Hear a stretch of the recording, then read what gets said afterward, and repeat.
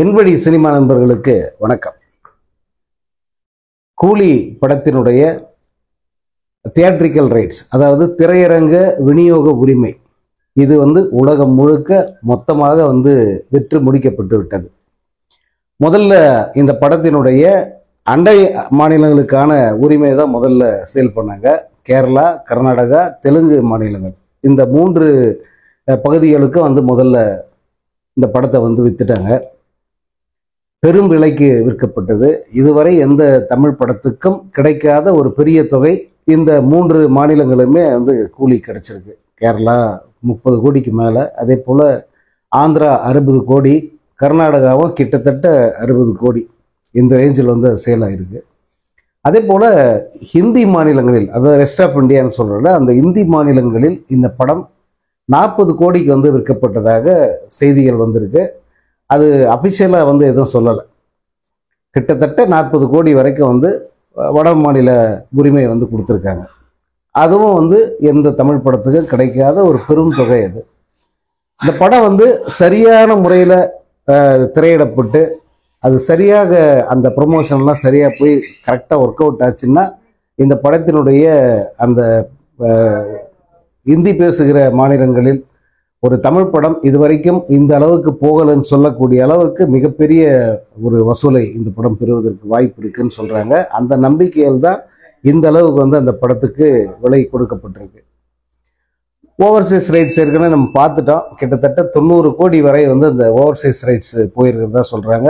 இதுவும் தமிழ் சினிமா சரித்திரத்தில் இதுதான் முதல் தடவை. கிட்டத்தட்ட 100 நாடுகளில் இந்த படம் வெளியாக போகுது அப்படின்னு சொல்கிறாங்க. 100 நாட்டுகள் மேலே தான் இந்த படம் ரிலீஸ் ஆகுன்றாங்க. வெளிநாடுகளில் ஒரு தமிழ் படம் நேரடியாக ரிலீஸ் ஆகிறது அப்படிங்கிற அந்த முறையை முதலாக அறிமுகப்படுத்தினது புரட்சித் தலைவர் எம்ஜிஆர் அவருடைய படங்களுக்கு தான். அது ஜப்பான், சிங்கப்பூர், மலேசியா, இலங்கை, இந்த நாடுகளில் ரிலீஸ் ஆகும் எம்ஜிஆர் படங்கள். அந்த நிலையிலிருந்து மற்ற நாடுகளிலும் படங்கள் வெளியாக ஆரம்பிச்சது சூப்பர் ஸ்டார் ரஜினிகாந்த் படங்கள் தான். அது குறிப்பாக பாபா படத்திலிருந்து தான் அமெரிக்கா, கனடா, அந்த மாதிரியான நாடுகள், யூரோப்பியன் கண்ட்ரிஸ், இங்கெல்லாம் சைமல்டேனியஸாக தமிழ் படங்கள் ரிலீஸ் ஆகிறது அப்படிங்கிற ஒரு வழக்கம் வந்தது.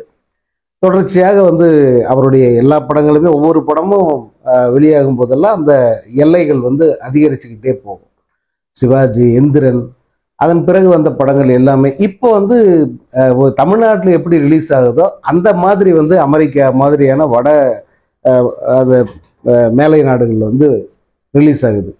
அதே போல் யூரோப்பியன் கண்ட்ரீஸில், மலேசியா, சிங்கப்பூரில், இங்கெல்லாம் இங்கே தமிழ்நாட்டில் எப்படி ஒரு செலிப்ரேஷனோட ஒரு மிகப்பெரிய ஆரவாரத்தோட அவரது படங்கள் ரிலீஸ் ஆகுமோ அதற்கு நிகராக தான் இப்போ அமெரிக்கா, மலேசியா, சிங்கப்பூர் அல்லது யூரோப்பியன் கண்ட்ரிஸு, இலங்கை, இங்கே எல்லாமே அதே லெவலில் தான் அந்த படங்கள் ரிலீஸ் ஆகுது. இந்த கூலி திரைப்படம் இதுவரைக்கும் இல்லாத ஒரு மிகப்பெரிய ஒரு எதிர்பார்ப்போட ரிலீஸ் ஆகுது. எதிர்பார்ப்புன்னா மக்கள்கிட்ட எதிர்பார்ப்பு. இது எதையும் இந்த ஹைப்பெல்லாம் இவங்க யாரும் ஏற்றி விடவே இல்லை. இன்னைக்கு இப்போ வரைக்கும் பாருங்க, இந்த படத்துக்கான ஹைப்புங்கிறத தயாரிப்பு நிறுவனமாக சரி, அல்லது இந்த படத்தில் பங்கு பெற்ற கலைஞர்களாகட்டும் அல்லது டைரக்டர் ஆகட்டும், இவங்க யாருமே இந்த ஹைப்பை அவங்க கிரியேட் பண்ணவே இல்லை. இந்த படம் தொடர்பாக வெளியாகிற செய்திகள், வாய்மொழியாக பரவுற அந்த செய்திகள், இதெல்லாம் மக்கள் மத்தியில் ஒரு மிகப்பெரிய தாக்கத்தை ஏற்படுத்தியிருக்கு. அதனால அவங்க எதிர்பார்க்குறாங்க. அவங்க இந்த படத்தை பெருசாக ஒரு அவங்க மனசுக்குள்ள ஒரு ஹை ஸ்டாண்டர்ட் செட் பண்ணி வச்சிருக்காங்க இந்த படத்துக்கு. அது இவர் படத்துக்கு தான் அந்த மாதிரி எல்லாம் வரும். மற்ற படங்களுக்கு, மற்ற நடிகர்கள் படங்களை பொறுத்த வரைக்கும் ஹைப் கிரியேட் பண்ணுவாங்க, ஊராக போய் ப்ரொமோஷன் பண்ணுவாங்க, என்னென்னவோ செய்வாங்க அதுக்கு. பட் இவருக்கு அப்படி செய்ய வேண்டிய அவசியம் இல்லை. தானாகவே இவரது படங்களுக்குன்னா அந்த ஒரு எதிர்பார்ப்பும் ஒரு மரியாதை கலந்த எதிர்பார்ப்பு அது மக்கள் மனசில் ஏற்பட்டுரும். கூலிக்கு இப்போ ஏற்பட்டிருக்கிற, இந்தியா முழுக்க, உலகம் முழுக்க ஏற்பட்டிருக்கிற அந்த எதிர்பார்ப்பு, தாக்கம், வைப்புன்னு சொல்கிறோமே, இது எல்லாமே மக்களிடம் இயல்பாக உருவாகி இருக்கு. அதுதான் ஒரு நான் என்னை பொறுத்த வரைக்கும் எந்த படத்துக்குமே இல்லாத ஒரு விஷயமா நான் பார்க்குறேன் இந்த கூலிக்கு மட்டும். ஸோ இப்போ தமிழ்நாட்டு தியேட்ரிக்கல் பிஸ்னஸ் அதுவும் கிட்டத்தட்ட 140 கோடி வரைக்கும் போயிருக்கிறதா சொல்கிறாங்க.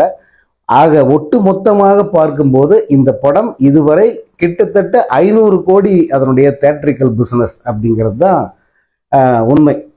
ஸோ படம் ரிலீஸ் ஆகிறதுக்கு முன்னாடியே இந்த படம் அதனுடைய டிஜிட்டல் ஓடிடி டெலிவிஷன் ரைட்ஸு இதெல்லாம் முதல்ல சேல் பண்ணிட்டாங்க. அதுவே கிட்டத்தட்ட 500 கோடின்றாங்க. இப்போ இந்த படத்துடைய தேட்ரிக்கல் பிஸ்னஸும் கிட்டத்தட்ட அந்த அளவுக்கு ஆகியிருக்கு. ஆக மொத்தத்தில் எல்லாரும் வாய் ஓயாம தொடர்ந்து பேசிட்டு இருக்கிறது தமிழ் சினிமாவில் எப்போ 1000 கோடி படம் வரும், எப்போ 1000 கோடி படம் வரும் அப்படியெல்லாம் கேட்டுக்கிட்டு இருக்காங்க. அவர்களுடைய கேள்விக்கான பதிலை ரிலீஸுக்கு முன்பே கூலி மூலம் சொல்லிட்டாரு சூப்பர் ஸ்டார் ரஜினிகாந்த் அப்படின்னு தான் சொல்லணும். கூலி பிஸ்னஸ் சொல்லாம சொல்லிருச்சு அவங்களுக்கான பதிலை அப்படின்னு சொல்லலாம். ஸோ படம் ஆகஸ்ட் 14ஆம் தேதி வெளியாக போகுது. அந்த வெளியீட்டுக்கு ஒரு வாரத்துக்கு முன்பு, அநேகமாக ஒரு வாரம் இல்லை 2 வாரங்களுக்கு முன்பு படத்தினுடைய இசை வெளியீட்டு விழா, ட்ரெய்லர் வெளியீட்டு விழா நடக்கும் அப்படின்னு தகவல்கள் வருது.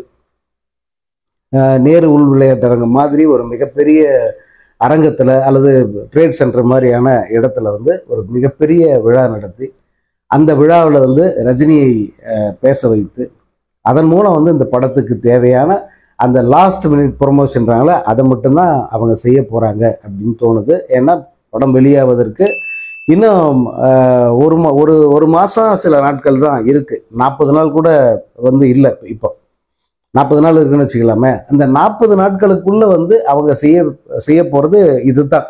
மற்றபடி படத்தினுடைய டெக்னீஷியன்கள், படம் தொடர்பான அந்த கலைஞர்கள் பேசுவாங்க, இந்த சேனல்களில் பேட்டியெல்லாம் கொடுக்க வாய்ப்பு இருக்குது. பட் ப்ரொமோஷன் அப்படிங்கிற பேரில் இவங்க ஏதாவது செய்ய ஆரம்பித்து அது இன்னும் பெரிய அளவுக்கு இந்த படத்தை ஹைப் எகிரணும். அதனால் அப்படி ஒரு ஹைப்பு ஏற்றக்கூடாது அப்படிங்கிறது தான் சன் பிக்சர்ஸோட நோக்கம். ஆரம்பத்தில் அவங்க ஜெயிலர்லேயே அதை தான் பண்ணாங்க. இங்கே பெரிய அளவுக்கு இதை பண்ணிடக்கூடாது, படத்தை ஒரு இயல்பான அந்த ப்ரொமோஷனாகவே இந்த படத்துக்கு பண்ணி ரிலீஸ் பண்ணோம். அதில் ஜனங்க கண்டென்ட்டை பார்த்து இந்த ஜனங்க அதை கொண்டாடணும். அப்படி தான் அந்த படத்துக்கு பிளான் பண்ணாங்க. இந்த படத்துக்கு இது வரைக்கும் அப்படி தான் பிளான் பண்ணிக்கிட்டு இருக்காங்க. ஸோ அந்த படம் இப்போ அடுத்து இன்னொரு சிங்கிள் வெளியாகும் அப்படின்னு சொல்கிறாங்க. ஏற்கனவே ஒரு சிங்கிள் ரிலீஸ் ஆகிடுச்சு. அப்புறம் ஒரு சின்ன 30 மினிட்ஸ் ப்ரொமோ சாங் ஒன்று ரிலீஸ் ஆகிடுச்சு. அது எல்லாமே பெரிய வைப்பாக ஓடிக்கிட்டு இருக்கு. இப்போ இரண்டாவது இன்னொரு சிங்கிள் படத்தில் ரிலீஸ் ஆக போகுது அப்படின்னு சொல்கிறாங்க. அதற்கு பிறகு ட்ரெய்லர் அண்டு ஆடியோ லான்ச் தான், அவர் தலைவருடைய பேச்சு. இதுதான் இதனுடைய ரிலீஸ் பிளான். இப்போ இந்த ரஜினியுடைய அந்த 50வது ஆண்டு இந்த 50வது ஆண்டை சிறப்பிக்கிற மாதிரி தான் இந்த படத்தோட ரிலீஸை வைக்க போகிறாங்க.